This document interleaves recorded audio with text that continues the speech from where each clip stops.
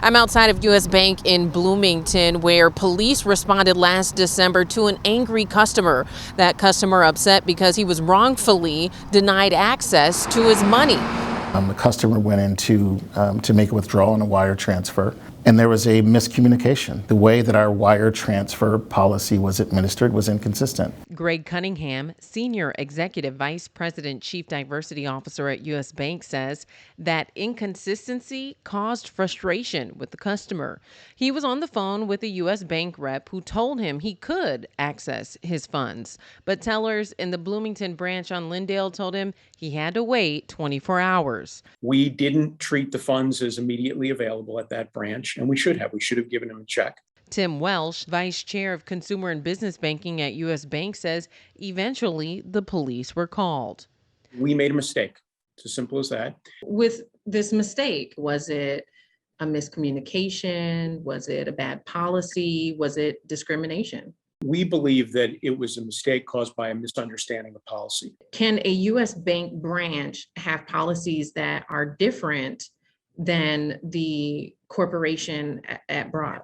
No, and thank you for bringing that out. They shouldn't have policies or interpretations of those policies that are different across branches. This was not a one-time event. It was consistently how this branch had chosen to interpret that policy, which again, I said was inappropriate. Is there any disciplinary action that's being taken against that branch for, who knows how long they've been mishandling that specific policy?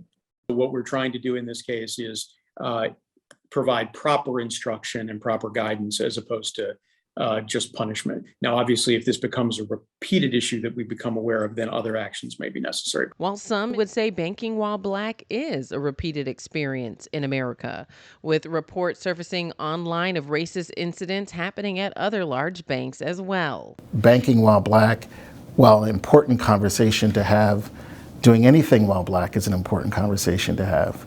Shopping while black, walking while black, we understand the history in this country.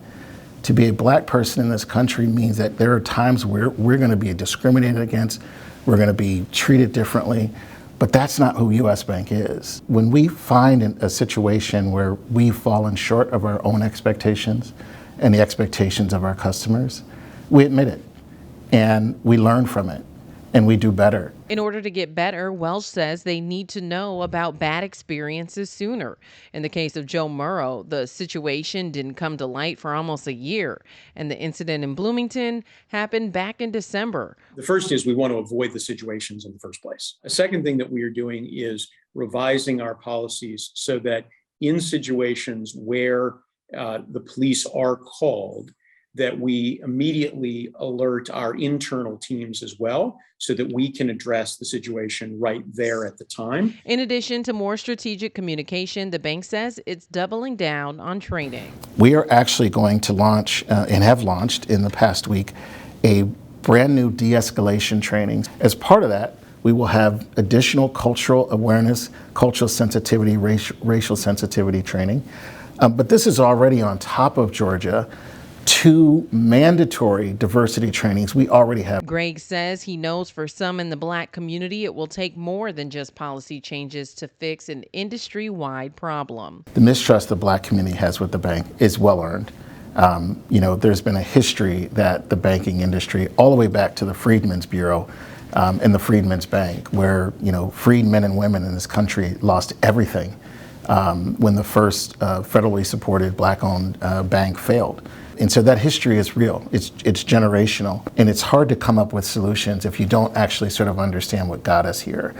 As for the customer in Bloomington, we have not been able to get in touch with the customer to understand his perspective. We didn't meet our own expectations of how that customer should have received his money on that day. It was an inconsistently applied policy. It was frustrating for him, and rightfully so. He should never have had to go to another branch to receive his money. And so I think we do owe him an apology for that. Now, the customer's name is listed on an incident report by police, but I was also unable to connect with him. In Bloomington, I'm Georgia Ford.